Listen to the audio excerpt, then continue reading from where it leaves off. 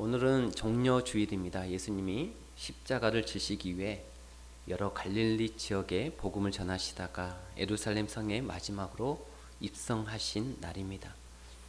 이때 예루살렘에 올라오신 이유는 바로 십자가를 지시기 위해서 올라오신 것이죠.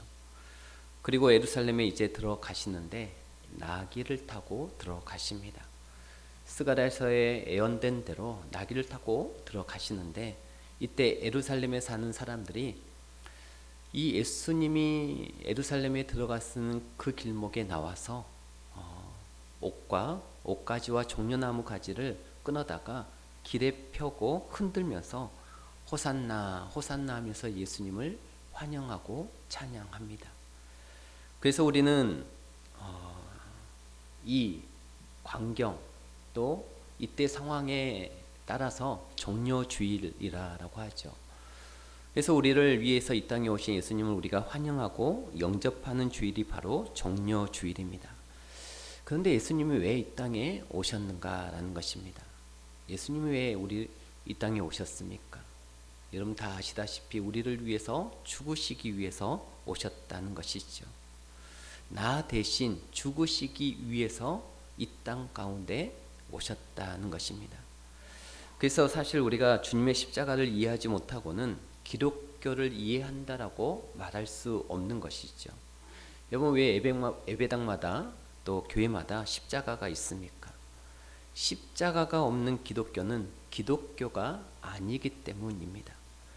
그래 예수님이 십자가를 지셨고 이어서 우리가 다음 주일에 이제 부활주일을 만나지만 그 십자가에 지신 예수님께서 죽으시고 부활하셨기 때문에 이 기독교가 완성이 된 것이죠. 자, 그렇다면 그 십자가를 우리가 묵상할 때 과연 십자가는 우리 인생에 어떤 의미와 가치를 지니는가? 이번 한 주간 동안 우리는 십자가를 묵상하게 되어집니다.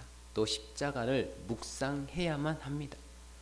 고난주간이라고 하는 게 예수님이 이 땅에 고난 받으러 오셨고 그 고난의 클라이막스가 십자가에 못 박혀 죽으시는 것, 이것 때문에 과연 예수님께서 왜 그 십자가를 지어야만 했는가? 왜 꼭 그 길을 가셔야만 했나?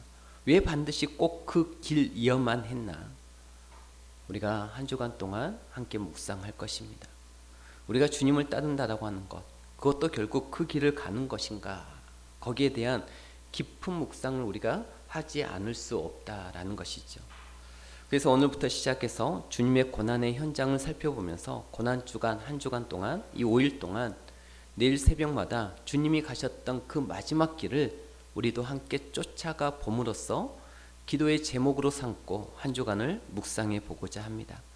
이제 말씀을 통해 주님의 그 고난의 현장을 우리가 살펴볼 텐데 주님은 불법한 시간에 불법한 장소에 불법한 사람들에 의해서 불법한 방법으로 체포가 되어집니다.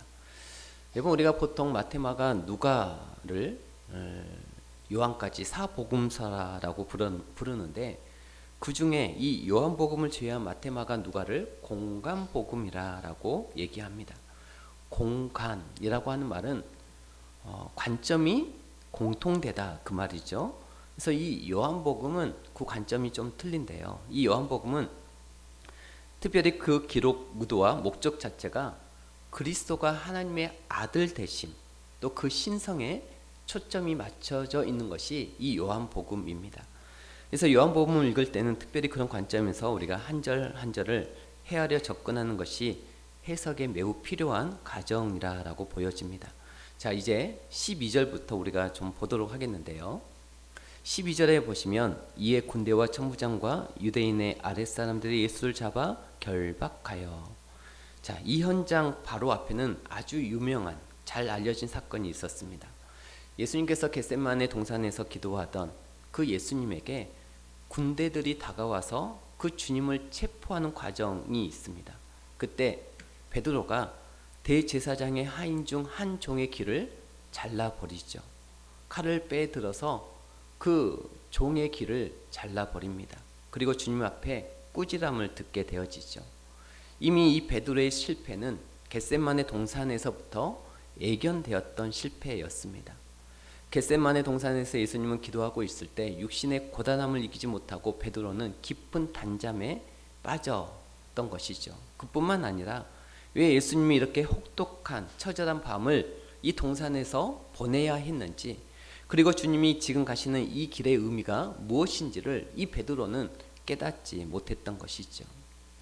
여러분, 우리 또한 하나님의 분명한 메시지를 깨닫지 못한다면 이처럼 우리는 영적으로 잠들어 있게 되어집니다. 그래서 베드로는 세상적인 방법으로 끝까지 주님을 쫓고 그 의도를 드러냈던 것이죠. 그리고 주님이 이렇게 무기력하게 체포되고 심지어는 십자가에 처형당하는 그 자체를 도무지 이해할 수가 없었던 것입니다. 사실 이 베드로의 배반은 어떤 무력감에서 오는 그런 배반일 수도 있었던 것이죠. 굉장히 생각했던, 자기가 기대했던 그 모습이 아닌 처참하게 무너져 내려가는 이 예수님의 모습을 보고 무력했을 것입니다. 뭐 이런 격이죠. 내가 이 사람을 왜 이렇게 쫓았단 말인가? 이건 아니지 않는가? 그런 마음이었을 것입니다. 우리도 예수 믿다 보면 어떤 경량에, 어떤 인생의 폭풍에 마주칠 때 내가 예수를 믿는 이유가 이런 결론을 보려고 내가 믿은 건 아닌데 라고 하는, 뭔가 자기 목적과 상황에 부합되지 않을 때 우리는 이 믿음 생활, 신앙 생활의 이 전체를 갸우뚱거릴 수밖에 없는 것이죠. 게다가 오늘은 사실 이 베드로의 초점이 있기보다는 이 가야바라고 하는 인물을 우리가 좀 주목해 볼 필요가 있는데요. 우선 13절을 보시면은 결박당한 예수님은 제일 먼저 어디에 끌려가느냐 하면 안나스라고 하는 이 사람에게 끌려갑니다. 이 안나스는 당시 대제사장이 아닙니다. 그런데도 예수님이 그 집들에 끌려가죠. 이 안나스라는 사람이 대제사장이 아니었음에도 불구하고 거기에 끌려간 이유는 이 사람이, 안나스라고 하는 이 사람이 실세이기 때문에 그렇습니다. 이 사람은 대제사장을 지냈었던 은퇴한 대제사장입니다. 그런데 이 집안으로 끌려가요. 당시 실제 대제사장은 가야바입니다. 그런데 이 둘의 관계는 사위와 장인 관계가 되어집니다. 안나스가 장인이고 가야바가 사위이죠. 가야바가 대제사장이지만 실세는 안나스입니다. 그래서 이 안나스의 집들에 먼저 예수님이 끌려가게 되어집니다. 그래, 이 자체가 불법인 것이죠. 그리고 이 시간 자체도 불법입니다. 그리고 이 방식 자체도 불법이고 모든 게 지금 불법으로 이 예수님을 체포해서 끌고 간 것이죠. 13절을 보시면 먼저 안나스에게로 끌고 가니 안나스는 그 해에 대제사장인 가야바의 장인이라. 그러니까 이제 소위 우리식 표현으로 집안끼리 다 해먹는 것이죠. 그리고 실제적인 실세는 이 안나스였다라는 것입니다. 이렇게 집안끼리 해먹는데 이것 또한 로마 정부 이 당국의 허가 없이는 되어지지 않는 그런 직제였던 것입니다. 변질된 대제사장의 직분이었던 것이죠. 그걸 뭘 뜻하냐면 이 당시 최고 권력가인 이 대제사장과 제사장 그룹은 어쩔 수 없이 당시 주군이었던 로마 당국과 결탁하지 아니하면 이 지위와 직위를 유지할 수가 없었던 그런 상황이었던 것이죠. 그래서 14절을 볼까요? 가야바는 유대인들에게 한 사람이 백성을 위하여 죽는 것이 유익하다라고 공고하던 자라. 이 무슨 얘기냐면 좀 복잡한 얘기인데 우선 이 문제를 우리가 좀 정확하게 이해를 하고 넘어갈 필요가 있는데, 여러분 이 요한복음에 보면 이 가야바가 그 해 현직 대제사장일 때 자기가 어떤 의도를 가지고 얘기했지만 자기가 무슨 말을 하는지조차 모른 채, 그것이 마치 자기가 무슨 말 하는지조차도 모르지만 그것이 마치 허영적 도구로서 주님의 구속을 이루는데 쓰여지고 있는 것을 그는 그렇게 말을 했지만 그는 모른 채 말을 했다라는 거예요. 그러면 자기도 무슨 의미인지 모른 채 말을 했지만 그게 하나님이 허용하시는 그런 말이었다라는 것이죠. 그래서 허용적 도구로 하나님께서 이 가야바를 사용하시는데 그럼 그가 도대체 무슨 말을 했는가? 이전에 말을 했었거든요. 요한복음 11장 47절을 보시면은 이에 대제사장들과 바리새인들이 공회를 모으고 이르되 이 사람이 많은 표적을 행하니 우리가 어떻게 하겠느냐? 이런 말을 했다라는 거예요. 지금 누구 때문에 공회가 급히 소집이 됐는가 하면 예수라고 하는 사람 때문에 공회가 소집이 되어졌습니다. 공회는 아시는 대로 이스라엘 최고 종교 기관이요 권력 기관입니다. 그런데 대제사장들과 바리새인들이 그래서 그 회의에 참여하게 되어지죠. 보통 바리새인들과 이 서기관들 또 이런 분들도 구성이 되어져 있습니다.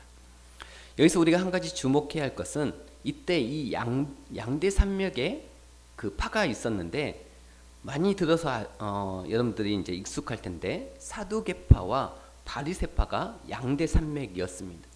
그러니까 항상 이들 간에는 어느 파가 대제사장의 권력을 잡느냐가 매번 그 치열한 암투였던 것이죠. 그런데 이때는 대제사장들과 바리새파가 모였다라고 하는 걸로 봐서 학자들이 보편적으로 얘기하기를 이 사두개파가 권력을 잡고 있었어요. 그러면 신학적으로 이제 좀 들어가야 하는데 사두개파는 어떤 신학의 노선을 따르고 있었는가? 요즘 표현으로 얘기하면 자유주의 쪽입니다. 사두개파가. 그래서 이 대표적인 신학 논리가 이 사두개파는 부활을 믿지 않습니다. 에이, 부활 같은 게 어디 있어? 요즘 그런 게 어디 있어? 이런 사람들이죠. 그런데 반대로 이 바리새파 사람들은 부활을 믿어요. 부활의 신학을 믿습니다. 그런데 이때 가야바는 사두개파입니다. 가야바는. 그럼 부활을 믿겠어요? 안 믿겠어요? 안 믿죠. 그래서 여러분이 이 예수님이 십자가에 돌아가신 다음에 이 아리마대 요셉의 그 무덤에 안치가 되죠. 그때 돌을 입구에 막아놓고 어마어마한 이 돌을 입구에 이제 막지요. 그리고 그 앞에다가 군대를 동원시켜 지키게 합니다. 그런데 그 작품이 이 가야바의 작품이었어요. 왜 그런가? 왜 그런가 하면 혹시라도 이 예수의 제자들이 예수의 신신을 훔쳐가지고 자기들의 평소의 주장처럼 우리 선생님이 부활하셨다라고 떠들고 다니면 사이가 시끄러울 테니까 그래서 이 부활을 믿지 아니하는 이 사두개파의 이 가야바가 대제사장인 가야바가 군병들을 로마 당국에 요청을 해가지고 사실은 이제 빌라도가 거기 세운 게 아니고 이 가야바가 충동질을 해서 입구에 병사를 세우고 경비병을 지키게 한 것이죠. 이 사람을 이제 살며시 보면은 놀라운 역할이 하나 있어요. 그게 뭐냐면 가야바의 이러한 행동이 예수님의 구속과 예수님의 고난과 예수님의 십자가와 예수님의 부활을 역설적으로 확실하게 증거한 사람이 되어버린 거예요. 이 가야바가. 그런데 정작 본인은 알았을까요? 몰랐을까요? 모르죠. 자기가 그렇게 허영적 도구로 쓰임받고 있다라고 하는 것을 모른 채 그렇게 행동한 것입니다. 여러분, 그러니까 이 악인들은 자기가 무슨 짓을 하는지도 모른 채 악한 짓을 하고 다닙니다. 그래, 우리가 악인들을 보면 우리 하나님의 백성들이 그래서 우리가 열받고만 그런 손댈 일이 없는 거예요. 당장 우리가 억울하고 당장 억장이 무너지는 것 같이 보여도 결국은 하나님이 심판하신다라는 것입니다. 결국은 그렇게 되더라라는 거예요. 우리가 역사를 보게 되어지면 아무리 조작하고 압박하고 짓눌러도 결국 하나님이 심판하신다라는 것입니다. 11장 48절을 보시면은 이렇게 되어 있습니다. 자, 예수 때문에 이제 공회가 급히 모였어요. 야, 예수 이거 어떻게 하면 좋겠느냐. 48절에 보시면 만일 그를 이대로 두면 모든 사람이 그를 믿을 것이요 그리고 로마인들이 와서 우리 땅과 민족을 빼앗아 가리라 하니 그 중에 한 사람 그의 대제사장인 가야바가 그들에게 말하되 너희가 아무것도 알지 못하는도다. 이게 무슨 얘기냐면 아니 예수가 그렇게 제자들 데리고 다니면서 하나님 나라의 복음을 전하는데 그런데 48절을 보니까 로마 사람들이 들어와서 땅을 뺏어요. 이게 무슨 말인가 하면 이게 정치적인 얘기입니다. 자, 로마 당국의 정책은 언제나 일관되었어요. 로마의 정책은 로마 당국은 그들이 뭘 믿는지 이 이스라엘이라고 하는 이 족속들이 뭘 믿는지에 대해서는 관심이 전혀 없어요. 뭐 신천지를 믿던 기독교를 믿던 별로 이 로마 당국은 관심이 없는 것이죠. 그러나 이 로마 당국이 용서하지 않고 용납하지 않는 게 하나 있다면 사회 질서의 기강을 무너뜨리는 것. 이거는 용납하지 않았습니다. 로마 당국이. 그래서 우리가 사도행전에도 보면 이 사도들이 고난받았던 진짜 이유가 뭔지 아십니까? 복음을 전했기 때문이 아니에요. 그 복음을 전하다 보니까 자꾸 그 복음 때문에 유대인과 이 기독교인들 사이에 소란이 일어나고 소용돌이가 일어나게 된 것이죠. 그래서 사도행전에 그리스도인들에게 뒤따르는 이 후용구가 뭔지 기억하십니까? 이 사도행전을 잘 읽어보면은 이 그리스도인들을 향하여서 유대인들이 또 그 시대에 그 사람들이 뭐라고 지칭하느냐면 소동케 하는 무리들이다라고 얘기를 합니다. 이것 때문에 사실은 이 예수 믿는다라고 하는 것 때문에 그래서 이분들이 이 사도들이 고난을 받게 되는 것이죠. 자꾸 사회 질서를 시끄럽게 하니까. 이건 로마 당국이 클라우디오 황제 때 사도행전 16장, 17장, 18장에 보면은 그 로마 시대에서 그리스도인들을 쫓아내죠. 그 쫓겨나는 이유도 기독교를 믿었기 때문이 아니에요. 그들이 이 부활의 문제를 가지고 신학적으로 자기들끼리 시끄럽게 구니까 그럴 바에는 너희들 다 나가라. 그래가지고 추방을 내린 것이죠. 그때 쫓겨난 사람이 그 유명한 사람이 있죠. 브루스길라와 아굴라입니다. 그만큼 이 로마 당국은 사회 질서를 무너뜨리는 것에 대해서는 용서하지 않았던 것이죠. 자, 그러면 잘 생각해 보십시오. 그러면 예수님이 제자들 데리고 다니면서 뭐라 그러셨습니까? 하나님의 나라, 이걸 말씀하고 다녔단 말이죠. 그러면 로마 당국 입장에서는 무슨 생각이 들까요? 이 땅의 유일한 제국은 로마밖에 없는데 무슨 나라를 말한단 말인가? 혹시 로마 정부 당국에 대한 도전과 그 음모가 진행되는 건 아닐까라고 하는 것을 의심하게 되어지죠. 당연하죠. 그러면 로마 정부가 이런 생각을 갖고 있다면 제일 먼저 위협이 다가오는 대상이 누구였습니까?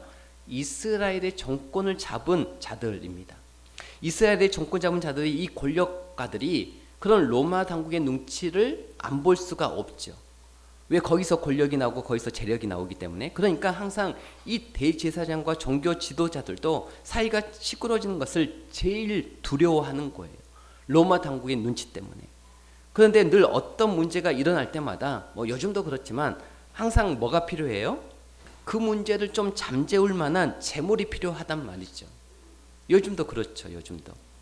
사회에 뭐가 덜커덕 큰 사고가 나면 그 여론을 잠재울 어떤 희생제물이 반드시 어떤 권력기관에 의해서 이렇게 꾸며져서라도 나오게 되어 있습니다.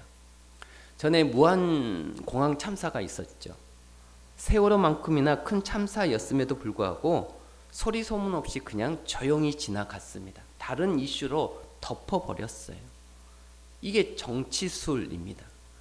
이뿐입니까? 우리가 정치를 보면 정말 어이없는 일들이 많이 벌어집니다. 어쩔 수가 없어요. 세상의 이치라고 하는 게 그런 이치입니다. 아무리 민주화가 되었다라고 해도 언론과 결탁을 하고 또는 아주 야비한 언론들을 등에 업고 얼마나 그런 음모들이 많이 벌어집니까? 이거는 시대를 막론하고 똑같은 행태들입니다. 지금 가야바가 그 걱정이 있는 거예요. 그래서 이런 얘기를 하는 것입니다. 49절에 보면은 그 중에 한 사람, 그의 대제사장인 가야바가 그 공회원들에게 이제 말을 하는 거예요. 그들에게 말하되 너희가 아무것도 알지 못하는도다. 한 사람이 백성을 위하여 죽어서 온 민족이 망하지 않게 되는 것이 너희에게 유익한 줄을 생각하지 아니하는도다 하였으니. 자, 이게 무슨 얘기입니까? 이거는 한 사람 누굴 가리키는 걸까요? 지금 이 소동의 근거가 되고 있는 이 예수를 가리키는 것입니다. 이건 정치적인 발언이에요. 종교적 발언이 아니에요. 정치적인 발언입니다. 그래, 이런 겁니다. 여러분 뭘 이렇게 이제 옥신각신 이렇게 감론음박을 이제 하게 되어지면 저 예수하는 사람을 재물 삼으면 50절에 우리가 읽은 바와 같이 온 민족이 망하지도 않고 그렇게 얘기하죠. 망하지 않는다는 논리는 로마가 우리나라에 들어올 리도 없고 또 사회가 다 조용해져서 우리 민족이 안전함을 입을 것이다. 이렇게 얘기하는 거죠. 그럴듯하잖아요. 지금 이 시대하고도 너무나 비슷하잖아요. 근데 이거는 종교적인 어떤 신앙적인 고백이나 논리가 아니라 그는 분명 대제사장직의 종교의 권위를 가지고 있는 사람이면서도 철저하게 그 지위를 뭘로 이용합니까? 정치적인 논리로 이용하고 있는 겁니다. 그리고 예수 그리스도를 뭘로 바라보는 겁니까? 정치적인 관점으로 바라보는 거예요. 그런데 성경은 객관적으로 그 발언을 어떻게 평가하는가? 잘 보시면 51절에 보시면 이 말은 스스로 함이 아니요 그 해의 대제사장이므로 예수께서 그 민족을 위하시고 또 그 민족만 위할 뿐 아니라 흩어진 하나님의 자녀를 모아 하나가 되게 하기 위하여 죽으실 것을 미리 말함이러라. 여러분 참 아이러니하죠. 그러니까 이 가야바라고 하는 이 대제사장은 사실상 자기가 지금 정치적인 발언과 관점으로 말을 했지만 그것이 하나님의 나라와 이 택한 백성들의 구원을 위해서 발언하고 있다라고 하는 것을 알고 한 말이에요? 모르고 한 말이에요? 모르고 한 말입니다. 그래서 이것을 허용적 도구라라고 그러는 것이죠. 그러면 이와 똑같은 인물이 누굽니까? 이 빌라도도 같은 이치로 쓰임을 받는 것이죠. 악한 존재이지만 허용적 도구로서 하나님이 뜻하신 일들을 그렇게 도구로서 이용이 되어진 것입니다. 자, 그런 관점에서 오늘 18장 가서 다시 보시면 14절을 다시 보세요. 가야바는 유대인에게 한 사람의 백성을 위하여 죽는 것이 유익하다라고 공고하던 차라. 여러분 이제 이 말이 무슨 말씀인지 이해가 되시죠? 바로 이 11장을 배경으로 두고 하는 얘기입니다. 우리는 여기서 한 가지 놀라운 하나님의 신비와 은혜를 확인할 수 있습니다. 왜냐하면 우리 주변에 이렇게 정상적인 이성을 가지고만 봐도 너무 악한 행태와 무도한 일들이 많이 벌어져요. 그런데 그런 일들을 보면서 너무 속상하지 마시기 바랍니다. 너무 아파하지 마세요. 그들은 열심히 자기의 역할을 할 뿐이에요. 근데 하나님은 그러한 악한 행태들을 통해서 누구의 뜻을 계속 만들어 가십니까? 네, 하나님의 뜻을, 하나님의 목적을 만들어 가실 뿐인 것입니다. 그래서 우리가 그쪽 보면서 분한 마음이 하늘을 찌를 듯 격렬하게 북받쳐 오르지만 정말 분기탱천하지만 그렇지만 우리가 하나님의 주권을 믿고 묵묵히 우리는 우리의 갈 길을 걸어가야 한다라는 거예요. 왜? 이 세상의 주관자가 하나님이시기 때문에 그렇습니다. 그럼 우리가 이 세상을 살아보셔서 아시지만 이 세상 전부가 다 가야바예요. 가야바. 우리가 직장에 한번 출근해 보시기 바랍니다. 세상 사람들 만나보시면 다 가야바입니다. 저기도 가야바, 여기도 가야바. 저 사람이 가야바였구나. 이렇게 되는 것이죠. 정말 이 세상은 정말 속고 속이는 그런 세상입니다. 오늘의 아군이 내일의 적이 되는 세상이에요. 특히 이 정치권이 그러지 않습니까? 이러한 세상 속에 그러면서 우리는 그 형태와 모습에 분기탱천하던 그런 분노를 내려놓고 우리는 하나님의 주권과 그분의 일하심을 바라보고 우리는 뚜벅뚜벅 가는 것뿐인 것이죠. 믿습니까? 그래 내일 특세 많이 나오시길 바랍니다. 하나님의 일하심의 역사의 현장을 우리가 말씀을 통해 우리가 만나실 수 있을 것입니다. 하나님께서 그 구약을 통해서 많은 선지자를 통해서 하나님께서 예언하시고 우리에게 말씀하신 바를 그 예수님 시대에 어떻게 이루어지게 되었는가, 또 그 이루어지는 과정에서 그 악한 무리들까지도 하나님께서 어떻게 사용하게 되었는가 하는 것들을 우리가 새벽을 통하여서 살펴볼 것입니다. 이번 주가 고난주간인데요. 우리 한국교회 수많은 성도들의 마음은 당연히 이 성도의 마음은 예수님의 십자가의 그 죽음에 있어야 하는데 우리가 겨울이 지나고 봄이 되면서 벚꽃들이 피는 그런 시기가 되었잖아요. 개나리를 비롯해서 이제 쭉 진달래가 피고 이제 벚꽃이 만개한 그런 주가 이번 주인 것 같습니다. 십자가를 바라보면서 받는 은혜보다 아름다운 꽃구경, 봉경치 바라보면서 더 큰 감동을 받는 게 우리 사람이에요. 그런 것을 바라볼 때 가슴이 더 설레이기 마련입니다.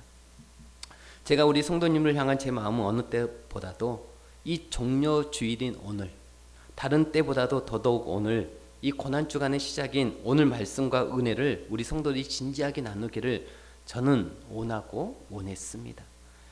그런데 꽃 풍경에 마음이 흔들려서 꽃과 함께 마음이 그곳에 가 있다면 저는 솔직히 그 마음도 이해가 되어집니다. 고난주간에 놀러 다니는 것이 더 재미있을 수 있고 고난주간에 비싼 식당가에 가서 외식하는 것이 더 맛있을 수 있습니다. 제가 오늘 오전 강구 시간에 이번 주가 고난주간이니까 오락을 삼가하시고 경건하게 이번 주 한 주를 보냈으면 좋겠다라고 말씀을 드렸는데 그게 한순간에 마음이 바뀔 수 없다는 것도 알고 있습니다. 우리가 목사가 강구 한마디에 마음이 바뀔 거라면 예수님이 이 땅에 오실 필요도 없었겠죠. 속으로는 세상이 주는 재미가 더 좋은데 고난주간이라고 하니까 목사님이 그렇게 하라고 하니까 억지로 하는 것은 사실 그리 바람직한 모습은 아닙니다. 여러분이 고난주간에도 기도보다 잠이 더 좋을 수 있고요. 고난주간에도 말씀보다 세상의 오락이 좋을 수 있습니다. 솔직히 그게 더 좋으면 그렇게 하시기 바랍니다. 여러분 이거 절대 반어법이 아닙니다. 솔직히 내 마음이 세상의 쾌락과 재미가 고난주간에도 나는 그것이 더 좋다 그러시면 목사가 아무리 고난주간에 오락을 삼가라고 하니까 마음은 저쪽에 있으면서 억지로 이곳에 앉아 있어봐야 그 사람은 별로 은혜를 받지 못합니다. 우리가 헌금뿐만 아니라 무엇이든지 억지로 하는 것을 하나님 별로 기뻐하시지 않으시잖아요. 그러나 여러분이 여러분 마음대로 고난주간에도 여러분 마음대로 하시되 이것만큼은 아셨으면 좋겠습니다. 고난주간조차도 세상이 주는 재미와 쾌락을 더 좋아하는 우리들의 모습이 무서운 죄의 결과물이라는 거예요. 이것만큼은 아셨으면 좋겠어요. 죄라고 하는 것은 사람의 입맛을 바꿔 넣습니다.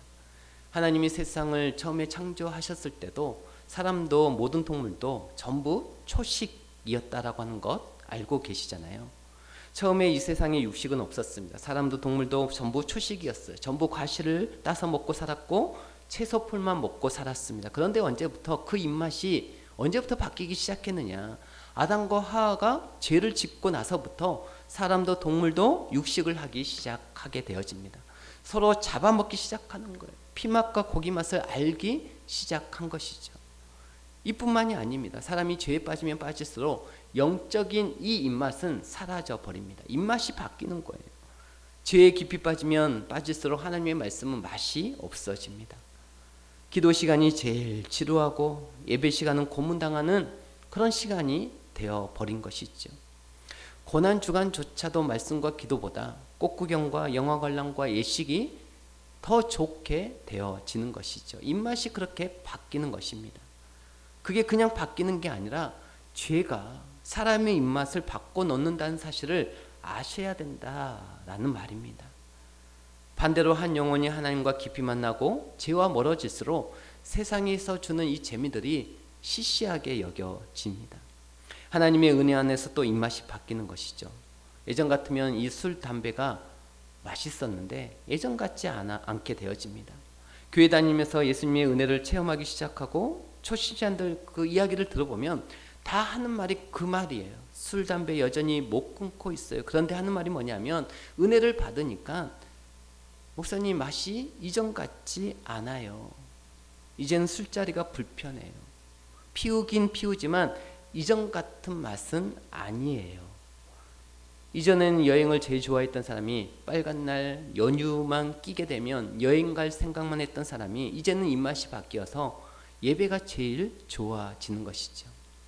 예전에는 친구를 만나며 쇼핑 이야기, 최근 개봉한 영화 이야기, 직장 이야기, 맛집 이야기를 제일 좋아하던 사람이 이제는 그런 것들이 시시하게 여겨지는 것입니다. 성령 안에서 은혜 안에서 입맛이 바뀌어 가는 거죠.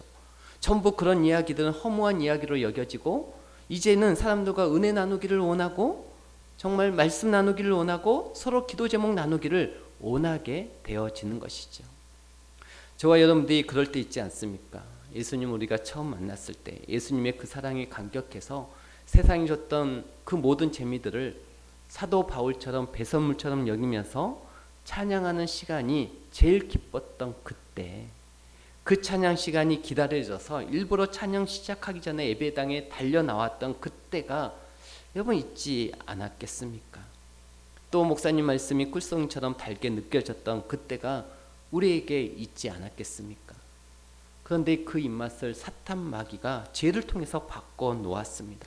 예배가 지루해지고 말씀과 찬양과 이 기도에 아무런 감동과 은혜를 느끼지 못하고 예배당 자리에 은혜 받는 이 은혜의 자리에 앉아 있으면서도 늘 생각은 이미 다른데 이 세상을 향해 가 있도록 사탄 마귀는 죄를 통해서 우리의 영적 채널을 완전히 바꿔놓고 입맛을 바꿔놓은 것이죠. 여러분, 이번 주가 고난주간인데 이 한 주간 동안 여러분 자신의 모습을 한번 가만히 관찰해 보셨으면 좋겠습니다. 여러분이 말씀과 기도에 집중하고 회개하는 모습까지는 기대하지 않습니다. 거기까지는 바라지도 않아요. 다만 여러분의 마음이 예수님의 십자가보다도 세상 쪽으로 더 향할 때 그것이 그냥 자연스럽게 되는 마음이 아니라 죄의 결과물이라고 하는 것은 아셨으면 좋겠습니다. 그것만 여러분들이 발견하셔도 큰 수확인 것이죠. 고난 주간에도 역시 세상에 재미를 놓을 수 없는 자신의 모습을 보면서 예수님의 그 눈물을 흘렸으면 좋겠습니다. 죄라고 하는 것이 나를 이렇게 만들어 놓는구나. 고난 주간에도 여전히 내 마음이 십자가가 아니라 내 시선이 저 세상의 재미로 향하도록 이 죄라고 하는 것이 인생을 이렇게 비참하게 만들어 놓는구나. 저는 이번 고난주간에 여러분들이 무슨 금식을 하고 성경 말씀을 다른 때보다 더 풍성하게 읽고 새벽마다 나와서 회개의 눈물을 흘리며, 물론 그런 일이 있으면 당연히 좋겠지만 그런데 거기까지는 바라지 않지만 정말 저와 여러분 안에 이런 진실한 고백만이라도 있었으면 좋겠습니다. 하나님, 제가 저를 이렇게 만들어 버렸습니다.